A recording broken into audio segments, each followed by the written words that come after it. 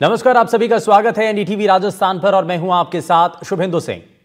एक ऐसी खबर जो हर स्वाद प्रेमी को झटका दे सकती है, एक ऐसी सलाह जो हमें यह सोचने पर मजबूर करती है कि क्या खाने से पहले सोचना अब बहुत ज्यादा जरूरी हो चुका है। जी हां, सरकारी स्वास्थ्य एजेंसियों ने एक एडवाइजरी जारी की जिसमें कहा गया है कि समोसा और जलेबी जैसे लोकप्रिय स्नैक्स जो हर गली, हर मोहल्ले और हर जश्न का हिस्सा होते हैं, वो अब सेहत के लिए सिगरेट के बराबर खतरनाक है। बिल्कुल सही सुन रहे हैं कि अगर आप समोसा जलेबी खाते हैं तो क्या वो सेहत के लिए बहुत ज्यादा नुकसानदायक है, और नुकसान भी कितना, एक सिगरेट के बराबर।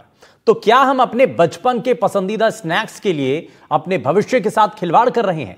क्या एक समोसा या एक जलेबी रोज खुशी से खा लेना हमारी सेहत के लिए खतरनाक साबित हो सकता है? और सवाल यह भी कि जब पिज्जा और बर्गर में ज्यादा फैट होता है तो फिर यह नियम उसके लिए, यानी कि तंबाकू, सिगरेट जैसी चेतावनी उस पर क्यों नहीं? इसी पर आज हम चर्चा करेंगे। इस पर हम जानेंगे कि आखिर वजह क्या है, कारण क्या है, क्योंकि यह सवाल सिर्फ एक समोसा और जलेबी से जुड़ा हुआ नहीं है, बल्कि यह हमारे रूटीन से जुड़ा हुआ है, यह हमारी पसंद से जुड़ा हुआ है, यह गली मोहल्लों में बिकने वाले हर उस दुकान पर बिकने वाले सामान को लेकर के है जिसको हम बहुत ज्यादा पसंद करते हैं। यह पसंद समोसा और जलेबी और दायरा और भी ज्यादा बढ़ सकता है। इसमें बात हम पिज्जा, बर्गर और मोमोज की भी कर सकते हैं, और इसीलिए यह जानना बहुत ज्यादा जरूरी है कि क्या यह हमारी सेहत को बहुत ज्यादा नुकसान पहुंचाता है, कितना नुकसान पहुंचाता है, और इससे बचने के लिए हमें क्या करने की जरूरत है। दरअसल में ये जो एडवाइजरी जारी की गई जिसमें आपको बहुत ज्यादा फिटनेस फ्रीक बनाने के लिए, मोटापा आपका दूर रहे, उस सब के लिए ये बहुत सारी कोशिशें हैं। लेकिन इन सभी चीजों को जरा समझने की कोशिश करते हैं। खास और बड़ा पैनल हमारे साथ कार्यक्रम में जुड़ चुका है। जरा सबसे पहले आपको मिलवा देते हैं उनसे। हमारे साथ एफएसएसएआई के पूर्व निदेशक प्रदीप चक्रवर्ती जी कार्यक्रम में जुड़ चुके हैं। हमारे साथ जीटीबी अस्पताल से प्रोफेसर एसवी मधु जी हमारे साथ कार्यक्रम में हैं। बहुत स्वागत है सर आपका। हमारे साथ डॉक्टर कुणाल दास जी हैं, यशोदा अस्पताल से जुड़े हैं। कुणाल जी, बहुत स्वागत है आपका एनडीटीवी राजस्थान पर। लेकिन शुरुआत सबसे पहले मैं प्रदीप सर आपसे कर रहा हूं। ये जो चीजें और जो तस्वीरें और जो रिपोर्ट भी सामने आ रही हैं वो बता रही हैं कि कितनी ज्यादा चिंताजनक स्थिति हो चुकी है, कितना ज्यादा अब खाने पीना जो आपका शौक है, आपका जो पसंद है, वो कैसे आपके लिए, आपके स्वास्थ्य को लेकर के खतरे में आपको डाल सकती हैं। सर, सबसे पहले इस रिपोर्ट को लेकर के कि खाने पीने की जो चीजें हैं, खास करके समोसा और जलेबी, ये सिगरेट के बराबर आपको नुकसान देती हैं। सबसे पहले इसको लेकर के एक कमेंट। देखिए, समोसा जलेबी के साथ सिगरेट का फर्क है कि सिगरेट में टोबाको रहता है। Tobacco is injurious to health. So सबके लिए आप अच्छा हेल्दी लाइफस्टाइल मेंटेन करें, लाइफस्टाइल के ऊपर डिपेंडेंट नहीं है।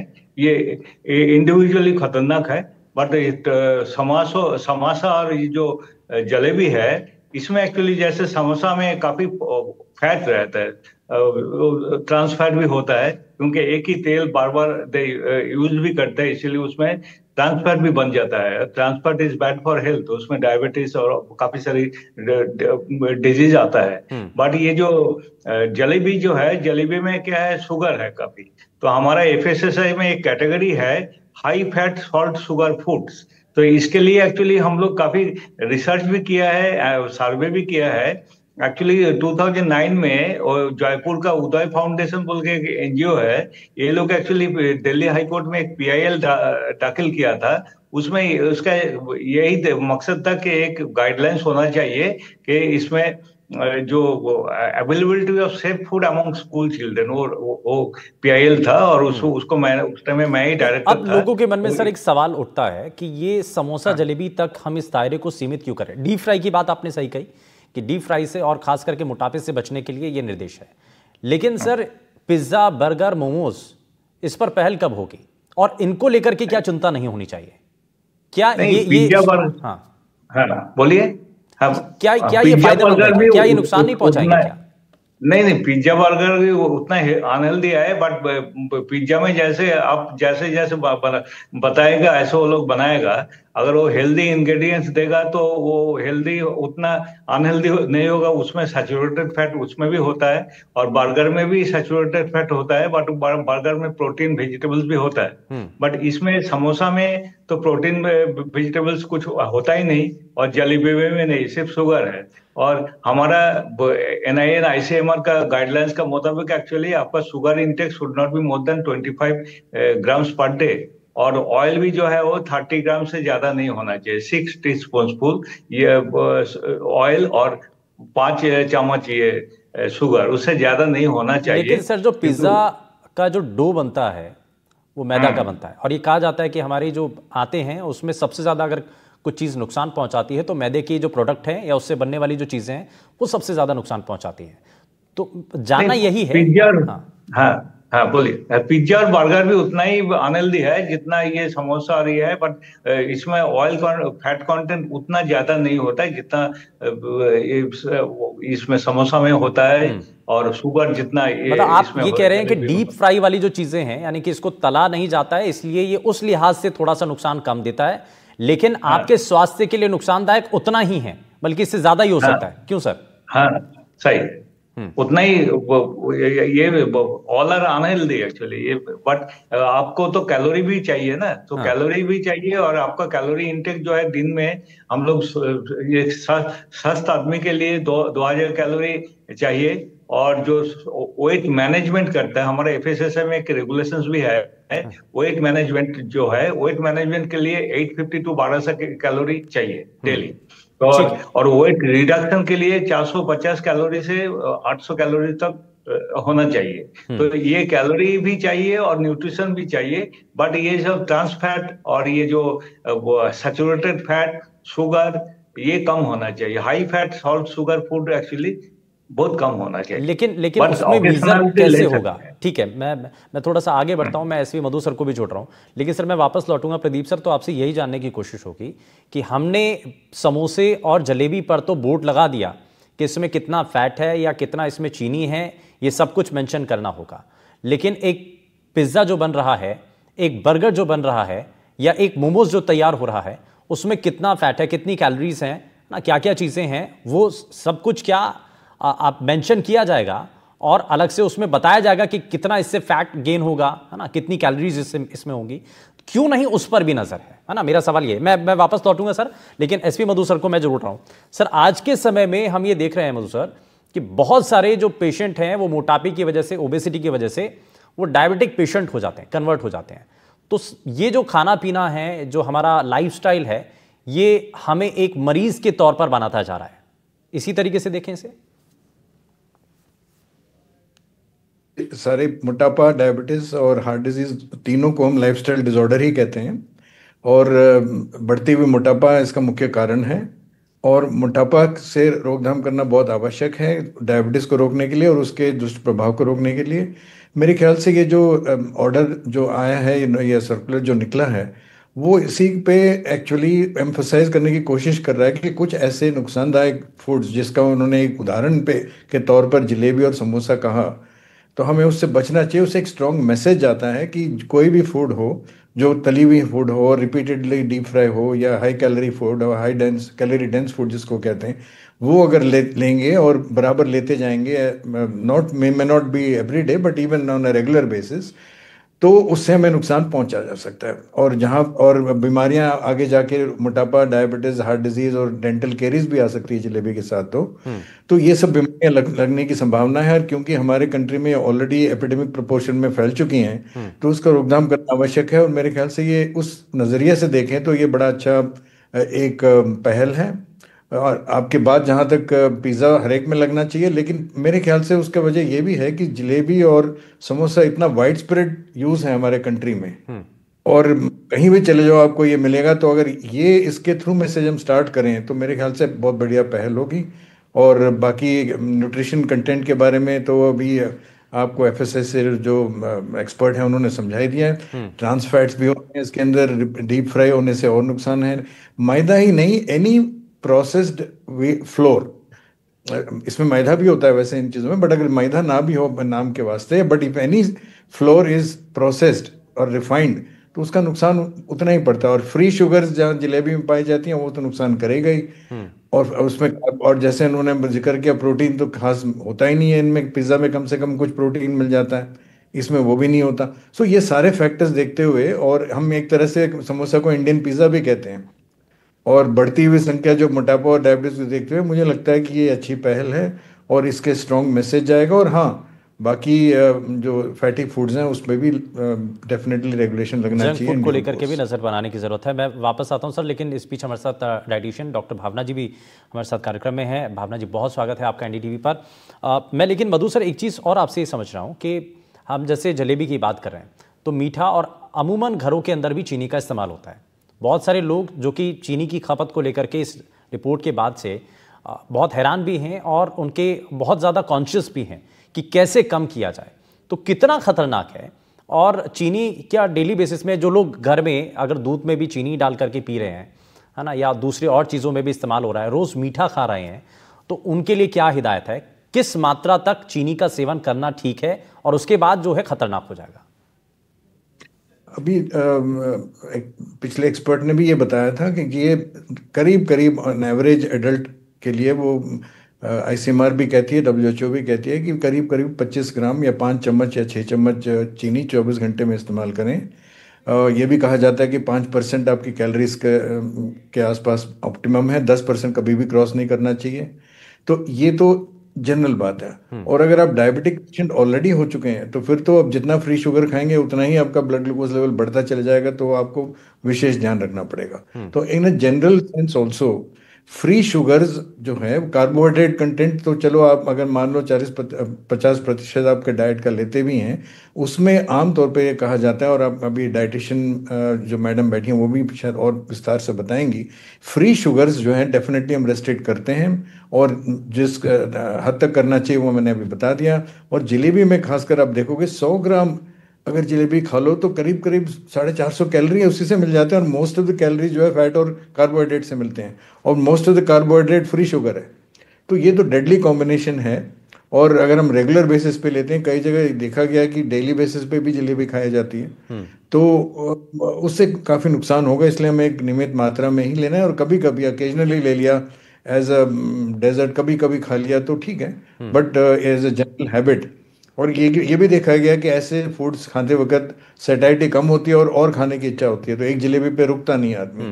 तो 100 ग्राम से ज़्यादा, फिर 150-200 ग्राम इतना खा लेते, 1000 कैलोरी तो वहीं में आपके निकल गए जलेबी से। बाकी 24 घंटे में जो खाओगे तो आपके कैलोरी इंटेक बढ़ती ही है, इसलिए हमें विशेष ध्यान रखना होगा। तो हमें इसलिए बहुत ज़्यादा ध्यान रखने की ज़रूरत है, और क्योंकि ये ऐसी चीज़ें हैं जो कि हमारी रोज़मर्रा से जुड़ी हुई हैं, और हम कोई भी खुशी का समय होता है या कोई भी जश्न मनाना होता है तो सबसे पहले हमारे मुंह से यही निकलता है कि भाई चलो जलेबी मंगा लो या कुछ समोसा मंगा लेते हैं, है ना। तो इसीलिए आपको बहुत ज़्यादा सावधानी बरतने की ज़रूरत है। इसमें मैं ज़रा भावना जी आपसे एक चीज़, क्योंकि हमारा जो लाइफस्टाइल है, हमारे जो खाने पीने की चीज़ें हैं, हम बात तो कर ही रहे हैं कि समोसा जलेबी कितना ज़्यादा नुकसानदायक है, उसके साथ साथ जंक फूड को लेकर के भी, लेकिन अब बहुत सारे ऐसे लोग भी हैं जो चाहते हैं कि भाई हेल्दी डाइट शामिल करें, लेकिन क्या क्या करें, कैसे करें? अगर इन चीज़ों को हटाना है, जश्न का कोई समय है ना, खुशी का समय है, तो अगर इन चीज़ों को नहीं मंगाएं तो फिर क्या ऑप्शन है कुछ हेल्दी? जलेबी और समोसे की जैसे हम बात कर रहे हैं, तो मुझे तो लगता है इंडियन पॉपुलेशन के लिए ये एक इमोशन है। कोई भी अगर हमें इस चीज सेलिब्रेट करनी है, और शायद बहुत ही इजीली अवेलेबल ऑप्शंस हैं ये, और कॉस्ट इफेक्टिव भी हैं किसी हद तक, तो बहुत ज्यादा लोग प्रेफर करते हैं इस तरह की चीजों को ही। तो हम ये नहीं कह सकते आप इनको बिल्कुल मत खाइए, पर अगर आपका सेडेंट्री लाइफ स्टाइल है, पहले से ही कोई आपकी डिजीज है, डायबिटीज है, ओबेसिटी है, या आप कोई डेली रूटीन में एक्सरसाइज नहीं कर रहे, तो ये चीजें हम आपको कहेंगे कि आप मिनिमाइज कर दीजिए, या इसका आप हेल्दी ऑप्शन ऑप्ट कर लीजिए। तो बेटर तो हमेशा हेल्दी ऑप्शंस के लिए हमारे पास फ्रूट्स का ऑप्शन आता है, या जो नेचुरल शुगर वाली चीजें हैं, जैसे व्हाइट शुगर अगर हम अवॉइड कर सकते हैं, उसकी जगह हम गुड़ हो गया या हनी हो गया, या जैसे डेट्स है, रेजिन्स है, उनसे बनी, आजकल जैसे आप मार्केट में भी देखोगे तो बहुत सारी मिठाइयाँ शुगर फ्री भी अवेलेबल है। इसके अलावा जो नेचुरल सोर्सेज है उनसे बनी मिठाइयाँ अवेलेबल है, या हमें वापस से अपनी रूट्स पे ही जाना पड़ेगा, जैसे हमारी दादी नानी लोग बनाते थे घर में बनी हुई चीजें, जैसे मल्टीग्रेन आप आटा यूज कर सकते हैं। घी जो बाजार में हमें मिल रहा है, हम मानते हैं रेंसिड है, ट्रांस फैट है, बहुत ज्यादा ऑयल है उसमें, तो देसी घी एक हमारे लिए बहुत अच्छा ऑप्शन है। बस ये है कि हम घर का बना यूज करें, तो घर के बेसिक इंग्रेडिएंट से बना हुआ, हम उसमें मिलेट्स यूज कर सकते हैं, उसमें हम चने का आटा यूज कर सकते हैं। इवन आजकल आप देखिए चने की दाल की बर्फी बहुत बहुत ज्यादा प्रचलित हो गई है, जो पहले इतनी नहीं थी। तो हम इस तरह का ऑप्शन ऑप्ट कर सकते हैं कि जो हमें इतना नुकसान ना करे। या जैसे कोल्ड ड्रिंक्स की बात करें, कोल्ड ड्रिंक्स बहुत फैशन में है, तो उसकी जगह हम लस्सी है या नींबू पानी है ठंडाई या है, नारियल इन सब पानी है, चीजों का बिल्कुल इस बहुत तरह सारे की ऑप्शन या है, अगर घर की तलाशें तो बनी बहुत कुछ मिलेगा, ठंडाई, है ना। लेकिन बिल्कुल हमें, ये ऑप्शन हम ऑप्ट कर सकते हैं। हाँ, मैं इसमें कुणाल सर को जोड़ रहा हूँ। कुणाल सर, लेकिन एक बहुत आम सा सवाल है, अगर कोई मेहमान घर में आ जाता है ना, ये तो कुछ समोसा अगर जलेबी नहीं भी हैं तो हमारे यहाँ पकवान का बड़ा ट्रेंड है कि भाई आए हैं तो साहब को पूड़ी खिला दीजिए। पूड़ी बनती है तो वो भी डीप फ्राई, यानी कि तेल में तल करके फिर उसके बाद बनाई जाती है। तो लोगों के मन में सवाल ये होता है कि भाई अगर ऐसा ही है, तेल से और डीप फ्राई से अगर ज़्यादा खतरा है, तो क्या पूड़ी जो घरों में बनती है या मेहमानों को खिलाई जाती है, क्या वो भी नुकसानदायक है? हाँ, कोई भी डीप फ्राइड चीजें जो जिसमें फैट कंटेंट ज्यादा है, पूरी में भी मैदा है, तो that is also refined carbohydrates, तो वो सारी की सारी चीजें जो है दिक्कत करती हैं। अनफॉर्चुनेटली हमारा जो सिस्टम ऐसा बना हुआ है that we do it, the problem है कि हम कितना फ्रिक्वेंटली करते हैं। अगर 15 दिन में एक बार हो रहा है या महीने में 2 बार हो रहा है, that is still acceptable, but अगर हम रोज रोज कर रहे हैं तो that becomes a big issue, क्योंकि इसमें नॉट ओनली आपका मैदा जा रहा है, आपका डीप फ्राइड फैट जा रहा है, कैलोरीज जा रही हैं, उसमें सोडियम मोनोसोडियम भी जा रहा है, तो ये सारे सारे चीजें जो हानिकारक होती हैं। तो हमें सिर्फ ना सिर्फ मेहमानों को खिलाना है, बट हमें हेल्थी फूड खिलाना है। क्या हम सलाद खिला सकते हैं, क्या हम कुछ ऐसा हेल्दी फूड्स जैसे मैम भावना बताएंगी कि जो हेल्दी चीजें हैं वो खा सकते हैं। तो हमें हर चीज जो हम करते हैं उसमें हमें हेल्थ और कैलोरी इनटेक ये चीज हमें समझना पड़ेगा। जैसे बहुत जगह हम जो पैकेट फूड मिलते हैं तो उसमें लिखा होता है कि कैलोरी इनटेक, तो अनफॉर्चुनेटली जो हमारे जो खुले में मिलते हैं उसमें कोई पैकेज नहीं है, कोई कैलोरी इनटेक के बारे में कुछ बताया नहीं जाता। बट आई होप गवर्नमेंट कुछ ऐसा रेगुलेशन बनाए जो कि जैसे जलेबी भी बिक रही हो तो उसका कैलोरी इनटेक डिस्प्ले करना अनिवार्य हो, समोसा भी बिक रहा है तो उसका भी कैलोरी इनटेक ये बताया हो, उसमें फूड कंटेंट्स में उनका सोडियम कंटेंट से बताया हो। हाँ। एक और चीज जो बताऊंगा कि हमें ये भी सोचना है कि हम कितना, जैसे ऑन द शो किसने बोला कि 100 ग्राम जलेबी से 300 कैलोरीज होती है, तो हमें सोचना चाहिए कि 300 कैलोरीज हम जो खा लेंगे तो हम उसको अगर हमें बर्न आउट करना है तो कितनी मेहनत करनी पड़ेगी। बिल्कुल 300 कैलोरीज जो है, सर मेरा अगला सवाल भी यही था इसी से जुड़ा हुआ, क्योंकि हमने ये सब चर्चा कर ली है, लेकिन हम उसको कैसे अपने शरीर को हेल्दी रख सकते हैं। अगर हमने डेली नहीं खा रहे हैं, हम कभी कभी खा रहे हैं, तो उसके लिए हम एक्सरसाइज करके हम बहुत कुछ चीज़ें ठीक भी कर सकते हैं। अच्छा, एक चीज़ और मैं जान रहा हूँ सर, चीनी के बारे में हमने मधु सर से जाना है कि भाई क्या क्या उसके नुकसान हो सकते हैं, लेकिन सर तेल ज़्यादा उसका नुकसान बहुत ज़्यादा है। डीप फ्राई उसका उसमें बनने वाले जो जितने भी प्रोडक्ट हैं वो बहुत ज़्यादा खतरनाक साबित हो सकते हैं, और ख़ास करके हम बात उन जगहों की कर रहे हैं जहाँ पर ये कमर्शियली यूज़ होते हैं। अलग अलग जगहों पर जो दुकानें खुली होती हैं जहाँ पर सही तरीके से तेल जो है इस्तेमाल नहीं किया जाता है, बार बार उसको यूज़ किया जाता है, तो ऐसी जगहों पर ये लगना बहुत ज़्यादा ज़रूरी है। कुणाल सर। यस, ये बहुत सही है। जैसे हम एक तेल को एक बार यूज कर रहे हैं फिर रीहीट कर रहे हैं तो उस तेल में बहुत सारे केमिकल चेंजेस हो जाते हैं जो कि बॉडी के लिए हानिकारक होते हैं, ट्रांस फैट आ जाते हैं। तो ये सब चीजें, और जो क्वालिटी ऑफ ऑयल जो कमर्शियल एरियाज में मिलते हैं वो पहले जमाने का जो डालडा घी यूज करते हैं, बिकॉज ये जितने भी एरिया कमर्शियल एरिया होते हैं दे यूज द लीस्ट क्वालिटी जो कि लोएस्ट कॉस्ट ऑयल होता है।